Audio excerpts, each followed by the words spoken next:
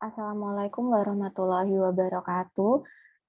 Selamat siang, salam sejahtera untuk kita semua. Om Swastiastu, Namo Buddhaya, salam kebajikan. Yang terhormat Bapak Jarod Budiharjo selaku penguji, yang terhormat Ibu Tri Astuti Suryandari selaku mentor saya, yang terhormat Bapak Toto Soeharto selaku coach, dan yang saya hormati pula Pak Denny Setiawan selaku pengampu. Perkenalkan, nama saya Ulfa Nurabida. Saya akan mempresentasikan rancangan aktualisasi saya yang berjudul Nilai-nilai dasar pegawai negeri sipil sebagai pengelola laboratorium dalam upaya meningkatkan tata laksana laboratorium IPA terpadu di Sekolah Menengah Atas SMA Negeri 1 Piungan, Dinas Pendidikan Pemuda Olahraga Daerah Istimewa Yogyakarta. Saya bekerja sebagai pengelola laboratorium sejak tahun 2021 bulan Januari di SMA Negeri 1 Piungan. SMA Negeri 1 Piungan ini terletak di Desa Karanggayam, Sitimulyo, Piungan, Bantul, dengan jumlah guru sebanyak 32 orang dan tata usaha sebanyak 13 orang. Jumlah siswa di SMA Negeri 1 Piungan terdapat 531 orang. SMA Negeri 1 Piungan ini berdiri pada tahun 1992 dan sekarang memiliki kepala sekolah yaitu Pak Jumianto SPD MN dengan kepala tata usaha yaitu Putri Astuti Suryandari selaku mentor saya juga. Dan ini adalah struktur organisasi SMA Negeri 1 Piungan. Saya bekerja di bawah TU sebagai pengelola laboratorium dan juga di bawah kepala laboratorium yaitu Ibu M.Y. Retno Tirankawuri. Sebagai pengelola laboratorium, saya memiliki tugas fungsi jabatan sebagai adalah melakukan kegiatan pengolahan laporan laboratorium menurut Kemenpan RB nomor 41 tahun 2018. Ini adalah keadaan laboratorium IPA di SMA Negeri 1 Piungan. Selama 1 tahun lebih bekerja di sini, terdapat beberapa masalah yang dapat dilihat. Saat pertama kali saya masuk di SMA Negeri 1 Piungan adalah seperti gambar di atas ini, adanya bahan-bahan kadaluarsa yang tidak terkelola dengan baik, tidak adanya inventarisasi dan bahan laboratorium. Kemudian dapat dilihat bahwa laboratorium tidak terawat selama pandemi ini, jadi tidak pernah digunakan dan tidak pernah dibersihkan. Sampai pada akhirnya pada awal Januari 2022, laboratorium ini dapat digunakan dengan seadanya meskipun ada beberapa sarana prasarana yang rusak seperti lantai jebol, lantai ambles, dan ternit yang rusak. Selama menjadi pengelola laboratorium, saya menemukan beberapa isu kontemporer.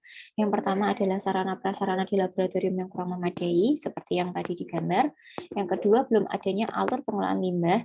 Jadi limbahnya masih ditampung saja, belum dapat dibuang ataupun belum dapat ditindaklanjuti.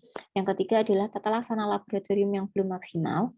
Jadi belum adanya sistem alur yang jelas untuk melaksanakan praktikum di laboratorium. Dan yang keempat adalah kurang adanya SDM dalam pengelolaan laboratorium. Menurut Kemendiknas nomor 24 tahun 2017, SDM minimal untuk sebuah laboratorium jadi hanya khusus laboratorium kimia, fisika atau biologi itu ada 3 orang, yakni kepala laboratorium, yang kedua adalah teknisi, dan ketiga adalah laboran. Namun di SMA Negeri 1 Piungan ini hanya terdapat 2 untuk 3 laboratorium, yakni kepala laboratorium yaitu Bu M.Y. Retno Tirankawuri dan saya sebagai pengelola laboratorium sendiri. Kemudian dengan analisis isu melalui USG, yaitu urgensi, seriousness, dan growth, didapatkan nilai tata laksana laboratorium yang belum maksimal ini adalah meraih nilai tertinggi. Berarti tata laksana laboratorium yang belum maksimal ini sangat urgent, serius, dan harus segera ditindaklanjuti untuk penyelesaiannya. Karena apabila tata laksana laboratorium ini tidak dilakukan dengan maksimal, maka akan terjadi kebingungan dalam melaksanakan praktikum sebagaimana selayaknya. Kemudian dengan menggunakan analisis pohon masalah, yaitu masalah utama adalah tata laksana laboratorium yang kurang maksimal. apabila ini tidak ditindaklanjuti, maka dampaknya tidak efektif dan efisiennya praktikum. Ini bisa berakibat lebih lanjut dengan menurunnya tidak meningkatnya pemahaman siswa, karena hampir sebagian pelajaran ilmu pengetahuan alam itu dilakukan di laboratorium agar siswa dapat lebih paham, karena ilmu pengetahuan alam itu butuh bukti ya di laboratorium. Kemudian masalah-masalah penyebabnya apa aja? Itu ada, yang pertama adalah kurangnya SDM di laboratorium SMA Negeri 1 Piungan. Yang kedua adalah belum adanya tata laksana sistem manajemen laboratorium yang baik. Kemudian tidak adanya kurangnya sarana prasarana yang banyak yang rusak yang tadi. Dari belum adanya tata laksana, masalah pokok belum adanya tata laksana laboratorium atau sistem manajemen laboratorium ini, terdapatlah masalah-masalah yang spesifik yang melatar belakangi kenapa belum adanya tata laksana sistem manajemen lab yang baik ini. Adalah yang pertama adalah tidak adanya jadwal penggunaan laboratorium. Jadi selama pandemi ini apalagi jadwal pelajaran itu tidak pasti, jadi selalu berubah-ubah, sehingga untuk penggunaan laboratorium sendiri belum dapat digunakan, jadi kayak masih rancu untuk digunakan. Kemudian tidak adanya inventarisasi alat dan bahan.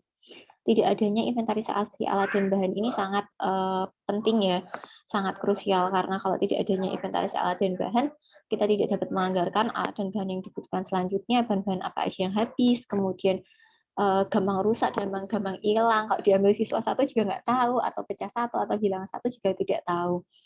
Kemudian tidak adanya LKS resmi untuk petunjuk praktikum. Jadi selama ini untuk praktikum adalah guru-guru request. Padahal seharusnya secara idealnya harus ada buku praktikum, petunjuk praktikum di awal semester agar siswa dapat mempersiapkan, guru pun dapat mempersiapkan, dan pengelola laboratorium dapat mempersiapkan. Sehingga ini menjadi hal yang penting yang perlu ditindaklanjuti. Kemudian siswa yang keempat adalah siswa belum paham mengenai K3 di laboratorium. Jadi K3 ini adalah keselamatan keamanan kerja, yaitu siswa yang terakhir kemarin saya melihat ada siswa yang bermain-main dengan termometer raksa, kemudian mencampur-campur larutan dengan semaunya, padahal jika larutan kimia itu tuh banyak yang berbahaya, banyak yang korosif, nanti bikin gatal-gatal, bahkan bisa bikin bolong tangannya, gitu ya. Terus gitu Pak. Terus kemudian adanya belum terintegrasinya guru IPA dan pengelola laboratorium.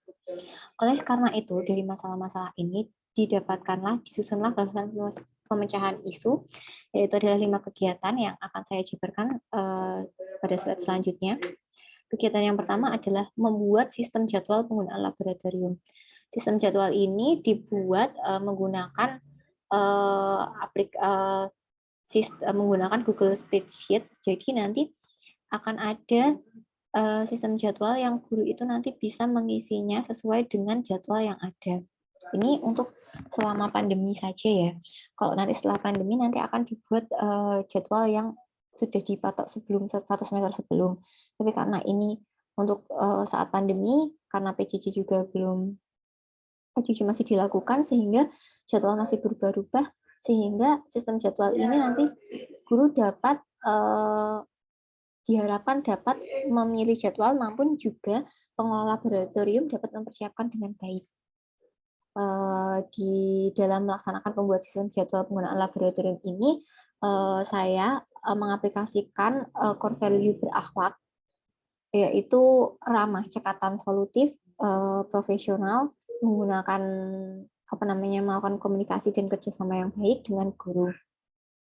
Selanjutnya adalah kegiatan kedua, yaitu inventarisasi alat dan bahan di laboratorium IPA.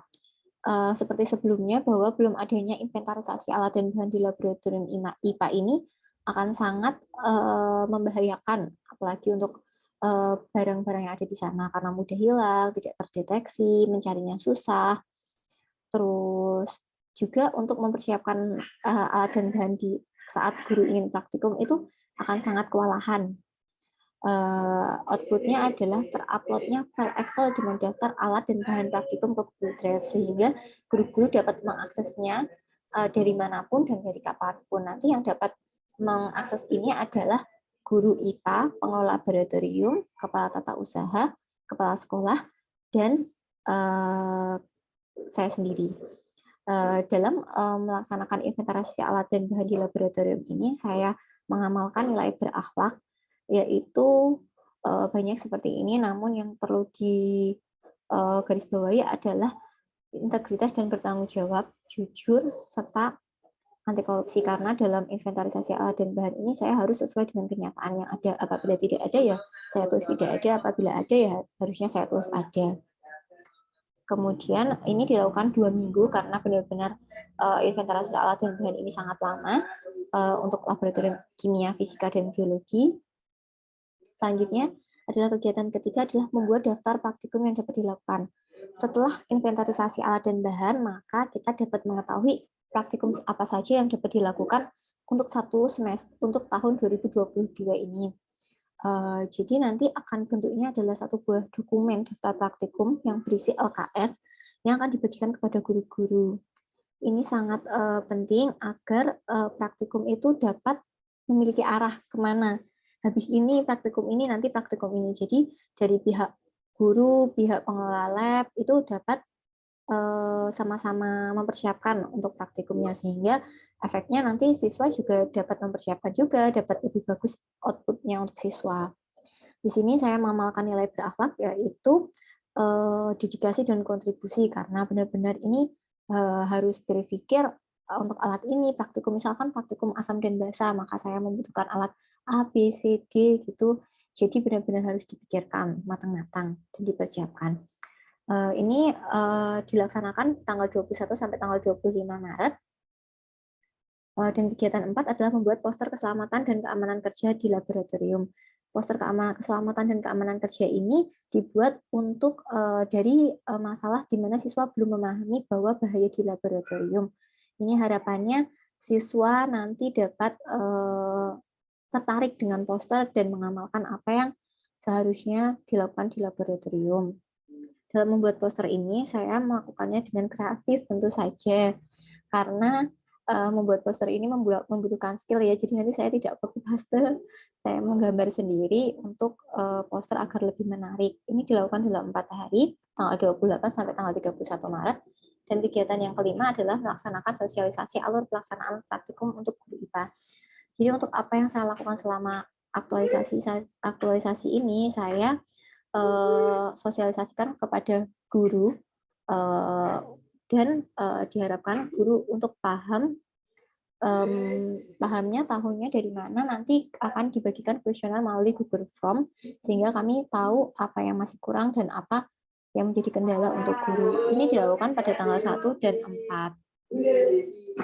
Berorientasi pelayanan ini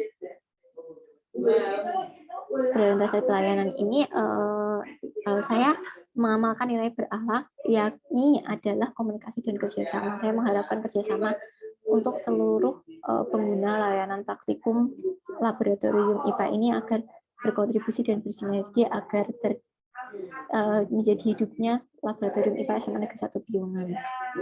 Sekian presentasi saya. Ini titipan dari Pak Toto, katanya disuruh bikin pantun.